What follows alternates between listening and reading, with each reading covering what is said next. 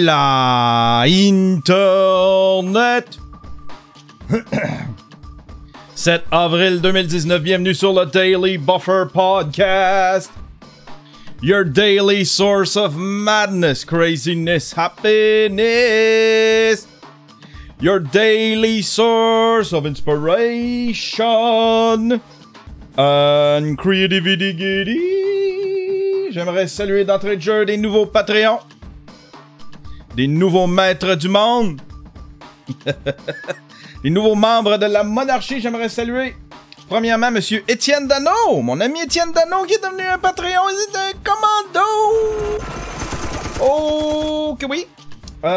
Et puis, monsieur Kevin Hamel, un nouveau pimp. Oh yeah. Et puis, Michael Plourde, un nouveau pimp. Oh yeah. Yes! En train de faire des tests présentement, je suis live, il y a 0 personne. Je pense que j'ai 0 téléspectateurs. Mais ça donne bien parce que c'est un show de test. En train de tester. Là, je suis en train de tester la chatroom. En train de tester, je me suis acheté plein de nouveaux matériels. Je suis tellement content. Je suis tellement content. À chaque fois, je déballe des nouvelles bebelles. À chaque fois, j'installe des nouvelles bebelles. Je suis tout excité. Hier, j'étais allé au cinéma. J'avais juste hâte de revenir. J'avais juste hâte de revenir pour essayer mes nouvelles bebelles. Je me suis acheté un set de lumière Wi-Fi. LIFX, c'est ça qui est installé. Puis là, je peux contrôler mes lumières.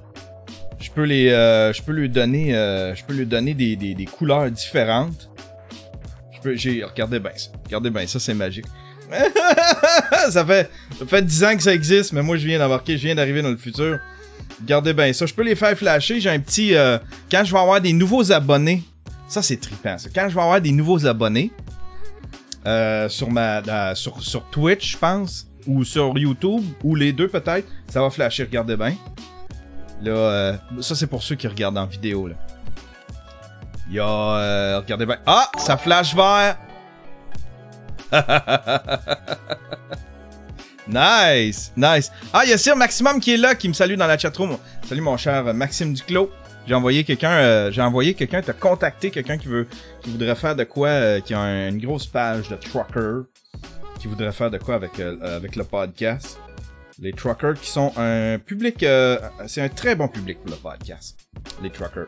Je me suis acheté ça, puis je me suis acheté un Stream Deck. Regardez ça. C'est une espèce de clavier. C'est un petit clavier comme ça. Pour ceux qui connaissent pas, tous ceux qui sont sur Twitch là, vont me trouver plate parce que c'est quelque chose que c'est quelque chose que tous les gamers ont. C'est une espèce de petit board, un petit clavier, puis ça rajoute plein de fonctionnalités. C'est comme une extension à ton clavier. Puis là ça rajoute, je peux activer à peu près n'importe quoi avec ça. C'est idéal pour le gaming. Tu peux faire des raccourcis. Mais tu peux aussi faire des... café vrac. Tu peux aussi faire des macros.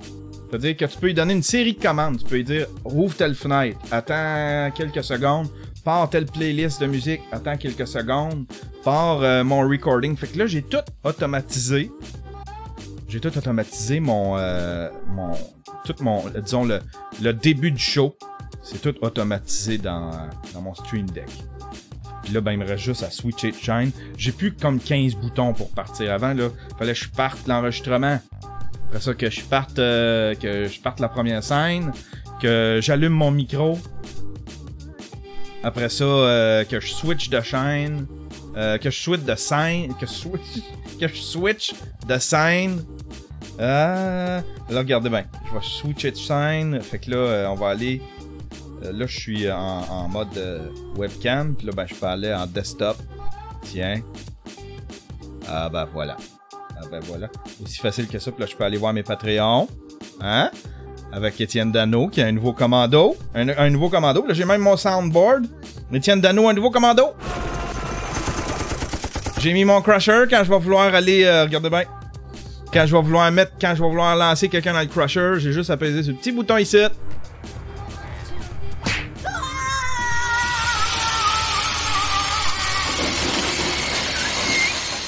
C'est super pratique. C'est, je l'ai payé 200$ chez Computer Canada.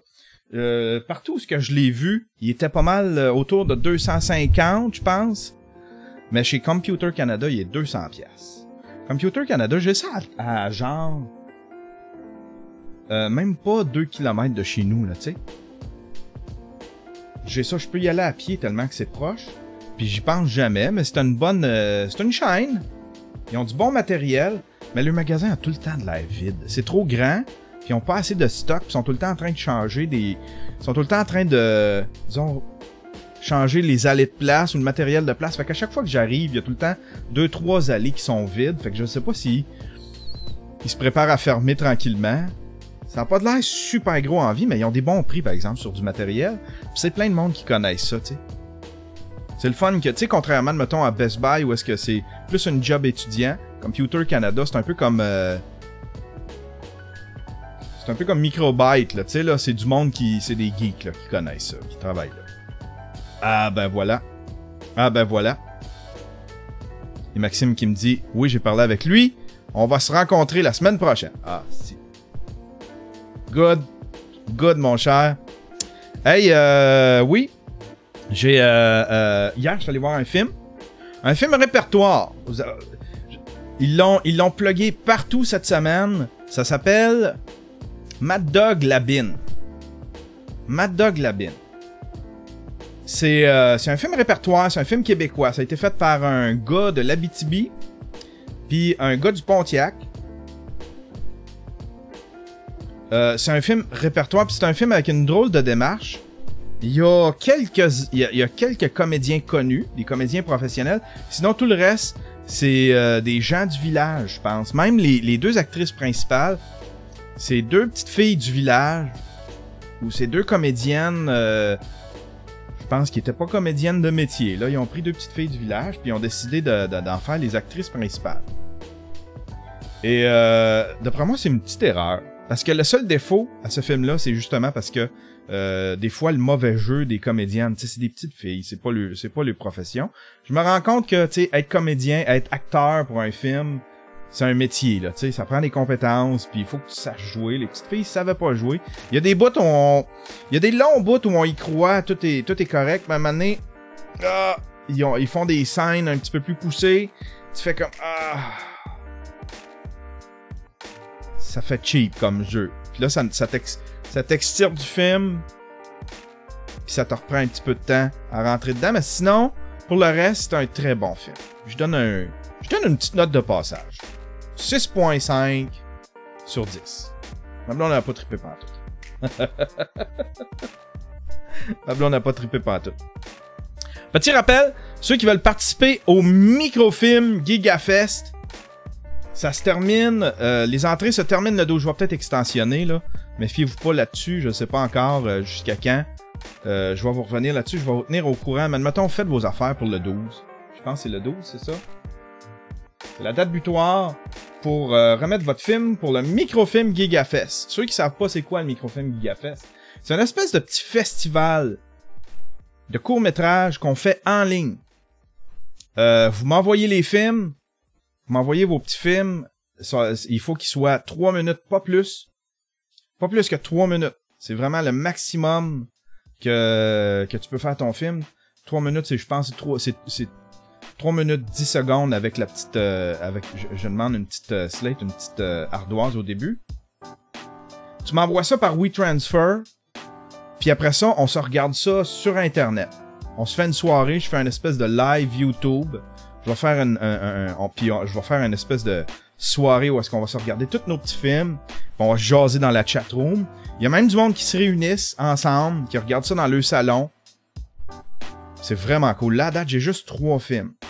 Fait que ceux qui comptaient participer, peut-être qu'il y en a qui savaient pas que... Peut-être qu'il y en a qui savaient pas que ça allait avoir lieu. Peut-être qu'il y en a qui ont oublié. Parce que je l'ai annoncé beaucoup trop tôt. Je me suis aperçu que faut pas que j'annonce ça trop tôt. Parce qu'après ça, les gens oublient. Mais là, c'est le temps de faire votre film. Vous avez une semaine au moins. À peu près. Un peu moins qu'une semaine. Pour faire votre film. Là, je vais peut-être extensionner. Je sais pas de combien de temps. J'ai juste 4 films, là. J'ai juste 3 films, 4 films. Les règlements. C'est un maximum qui me demande c'est quoi les règlements pour le microfilm GigaFest. Je vais essayer d'y aller. De mémoire. Il me manque sûrement des détails. Mais vous avez juste à aller voir l'épisode 94 de mon vlog. J'explique tous les détails de ça. Premier règlement, disons, des règlements de bon sens. Faut pas utiliser des images qui sont pas libres de droit. Faut pas utiliser de la musique qui n'est pas libre de droit. Faut aller dans la banque. YouTube a une belle banque pour les créateurs. Une belle banque de musique. Vous avez juste à aller dans le Creator Studio. Puis vous pouvez choisir une musique là-dedans. Fait que donc, pas de musique connue. Parce que sinon, je peux me faire démonétiser ma chaîne vu que ça se passe sur ma chaîne. Pas d'image, disons, pas d'image qui est pas libre de droit. Faut que ce soit un film qui a été fait pour le festival. Fait que je veux pas des vieux films étudiants. Faut que ce soit en HD. HD 1080p. Ouais, c'est ça, 1080p. Qu'est-ce qu'il y a d'autre aussi? Faut que ce soit livré avant la date butoir. Tous les détails sont dans l'épisode 94. Faut pas que ça fasse plus que 3 minutes. Puis au début de votre film, il faut qu'il y ait une espèce de 5 secondes où est-ce que c'est une ardoise, où est-ce qu'on voit votre nom, la date où est-ce que vous avez livré, le titre de votre œuvre, la date où est-ce que vous avez livré ça, puis la durée du film. Fait que si ça fait moins que 3 minutes, mettons 2 minutes 30, ben vous écrivez 2 minutes 30, c'est juste écrit blanc sur noir, rien de fancy, un petit tableau au début. Faut pas qu'il y ait, dans cet épisode-là, faut pas qu'il y ait de café. Tout le monde avait du café dans le premier épisode. Fait que faut pas qu'il y ait de café. Le premier épisode, fallait qu'il y ait absolument un animal vivant dans le film. Là, dans celle-là, le règlement, c'est faut pas qu'il y ait de café, faut pas que ça parle de café. Un monde sans café. Ça peut peut-être même être ça, là, t'sais, un monde sans café. Faut pas boire de café. Tout le monde se prenait du café. Café vrac. Café vrac. Fait que ça s'en vient. Allez voir l'épisode 94 du vlog. Tous les détails sont là. C'est vraiment cool. Je veux des films à la tonne. Tu peux le faire avec ton cellulaire, ton petit film, si tu veux. Tu peux le faire avec n'importe quoi, une cam cheap. Pour le livrer, c'est simple. Faut que tu fasses un fichier H264. Tu sais, je sais pas c'est quel logiciel de montage tu prends là, mais il y a sûrement un tutoriel qui te montre comment exporter ça. Faut que ce soit exporté en MP4 H264. Fouillez sur internet, MP4 H264.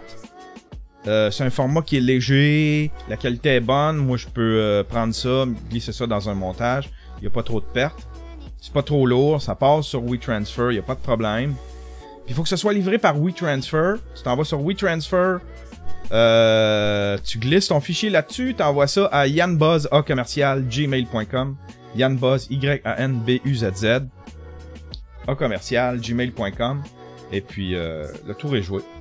Moi, je vais récupérer ça, puis tu vas le voir aussi. Tu vas recevoir un courriel qui va te dire Yann a récupéré ton fichier.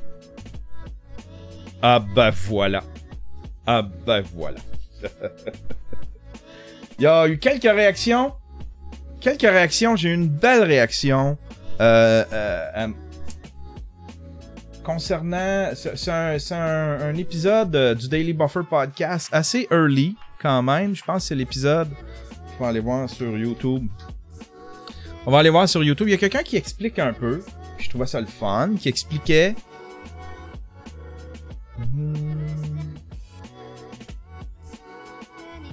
Je vais essayer de le retrouver.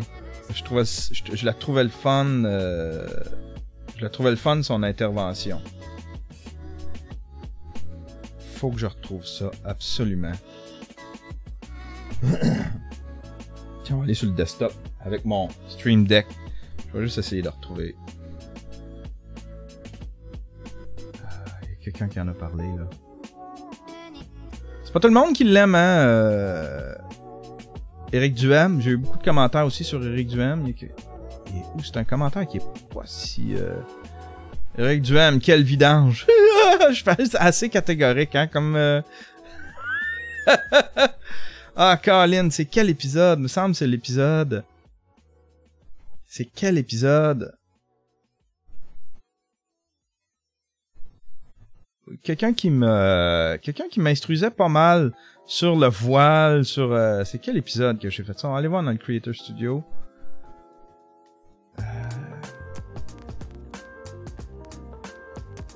Allez voir dans les vidéos. Ah, si, ça c'est malaisant, ça.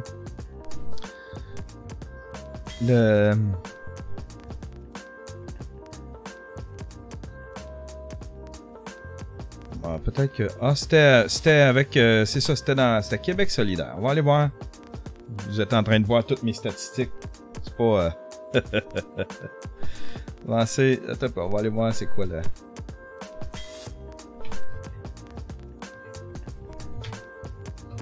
Québec solidaire, on se le fera pas jouer, on se le tapera pas. Tiens. Je tenais absolument à en parler de son commentaire. J'aime ça des commentaires instructifs comme ça.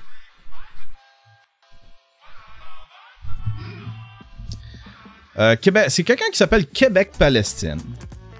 Qui écrit Snowflake, sens hypertrophié de l'unicité, de l'individualité personnelle. Les gens confondent Social Justice Warrior à Snowflake. Ça n'a rien à voir. Les Snowflakes... Ah, ça je le savais pas. Les Snowflakes veulent qu'on respecte les valeurs personnelles à tout prix.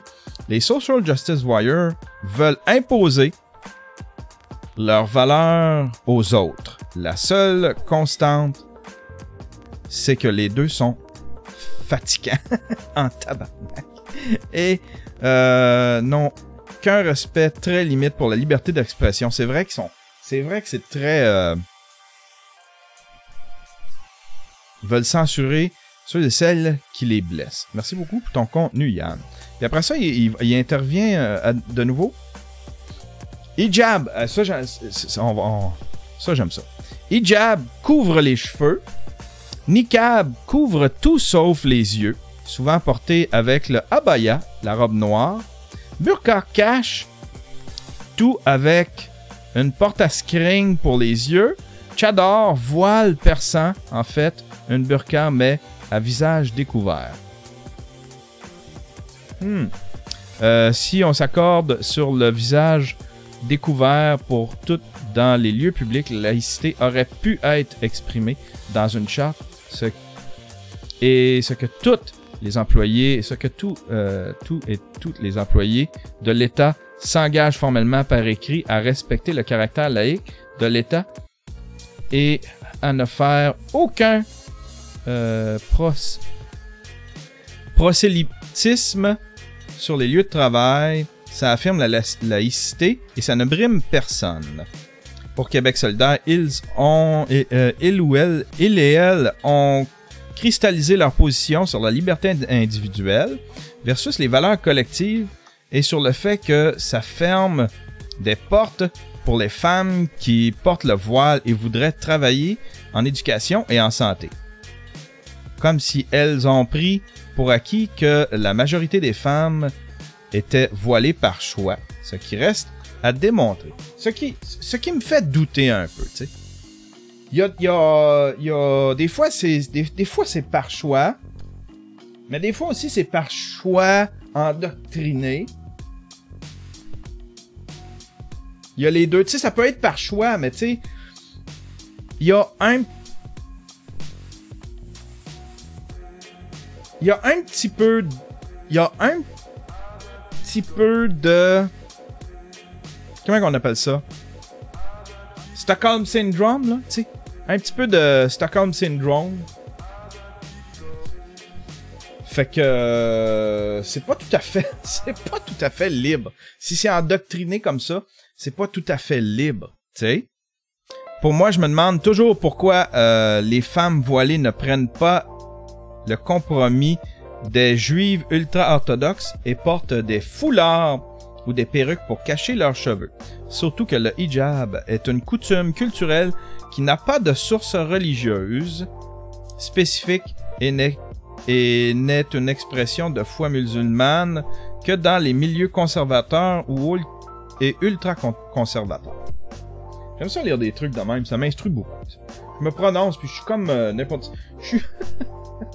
Je suis un inculte de ça. Puis j'ai une opinion là-dessus sans connaître.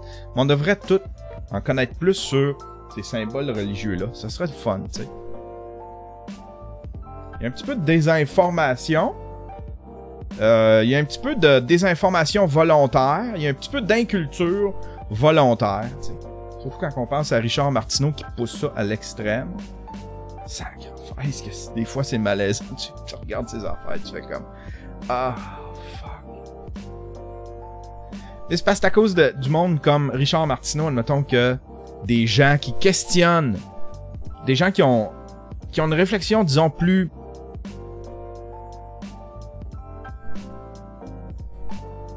Des gens qui ont une réflexion un petit peu plus modérée, tu sais, qui ont ou... Ouais, c'est ça. Des gens qui ont une réflexion un petit peu plus modérée à propos de ça, qui se questionnent sur le hijab, qui voudraient trouver, tu sais, ça fait passer tout le monde des racistes. Vu qu'il y en a des racistes, tu peux prendre n'importe quelle personne qui questionne le voile et les symboles religieux, puis tu peux les pitcher. Wouh! Ah ouais! Ah ouais! Avec tout le monde parmi les racistes. Fait que là, tu te fais traiter de raciste. Puis tu te fais traiter d'intolérant. Ah ben voilà, on change de sujet. C'est ça? Death, Love and Robot. C'est une petite suggestion Netflix que je vous fais. Dans les années 80, il y a eu un film qui s'appelle...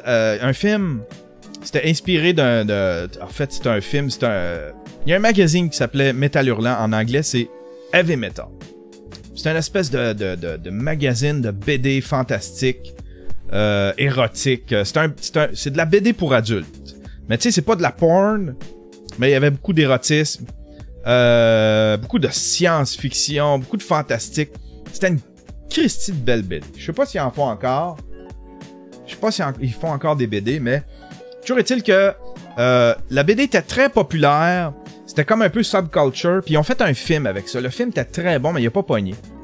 Il a pas pogné tant que ça. C'était un peu subculture encore, c'était un film underground, mais c'était tout du dessin animé, de différents styles. C'était un peu, ça fait penser un peu à Black Mirror,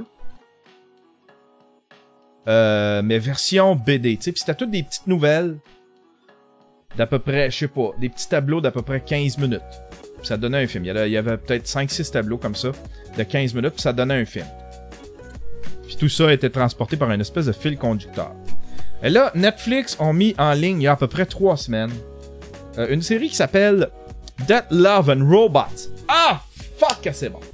Fuck que c'est bon. C'est pas toutes des histoires bonnes, mais visuellement, là, c'est excellent. C'est une très bonne série. Mais tu sais, il faut pas... Des fois, tu termines... C'est toutes des petites histoires. C'est comme Twilight Zone. C'est toutes des petites histoires qui sont pas connectées une avec l'autre. Fait que dans le fond, c'est comme Black Mirror ou comme Twilight Zone, si on veut. Ça dure 10 minutes, 10-15 minutes peut-être. Mais c'est très beau visuellement. Il y a beaucoup de 3D, beaucoup de CGI. C'est tout soit du dessin animé, du CGI, du dessin animé old school, tu sais, avec les dessins, là, puis à 12 frames, 12 images secondes. C'est une super bonne série. Si vous voulez vous taper une bonne série, là, ça s'écoute super bien, tu sais. T'en écoutes 3-4 épisodes, puis si, admettons, je sais pas, t'attends ta blonde qui se maquille avant d'aller au restaurant, mais t'as le temps de te taper un épisode, t'sais. Visuellement, c'est tellement beau, là. C'est tellement beau. Fait que, tu sais, si t'aimes, admettons, te faire gâter visuellement, tu vas triper. Mais c'est pas toutes les histoires qui sont bonnes. Il y en a des bonnes. Mais j'espère qu'ils vont en faire une deuxième saison. Là, j'imagine que s'ils en font une deuxième saison, il va falloir qu'ils mettent un petit peu plus d'efforts sur les histoires, tu sais. Que ce soit un petit peu plus... je sais pas, un petit peu plus raffiné, là, un petit peu plus recherché. Des bonnes histoires. Avec des espèces de dénouements. Des fois, il n'y a pas de dénouement, c'est juste... Tu commences, tu finis, puis il s'est rien passé. C'est une personne qui court. J'adorais ça. Moi qui ai trippé sur Heavy Metal, je trippais sur les BD. C'était sexy au bout, les dessins étaient beaux, là. Il y a plein de bons artistes dans ce magazine-là. J'ai trippé là-dessus. La BD, j'ai trippé aussi. Il y avait plein de tunes de... C'était tout du bon vieux rock qui jouait là-dedans. Il y avait quelque chose de très rock. C'était très subculture. C'était comme... Ça c'est quelque chose qui m'a beaucoup influencé dans ma vie pour faire du dessin. T'sais, j'aurais aimé ça faire du dessin sci-fi, fantastique. Mais j'aurais aimé ça faire de la BD, pouvoir raconter des histoires, mais d'un dessin à l'autre, j'ai pas de constance. C'est un style que j'aime beaucoup. Ah ben voilà. Ah ben voilà. Hey! C'est tout pour aujourd'hui, mesdames et messieurs. C'est tout pour aujourd'hui. C'était surtout un test. Un test de mes... un test de ma patente. Que j'aime beaucoup. Le Stream Deck. Là, tu peux contrôler nativement OBS, Streamlabs. Mais tu peux aussi te créer plein de raccourcis pour tes logiciels. Je vais aller me créer des raccourcis pour Adobe Premiere. Ah, une petite gâterie, je le regrette pas pantoute. Ma blonde s'est acheté un laptop. Là, j'étais comme jaloux, j'ai fait comme, hey, elle, si elle s'achète un laptop, moi tout, j'ai le goût de déballer de l'électronique. J'étais un peu maladif à ce niveau-là.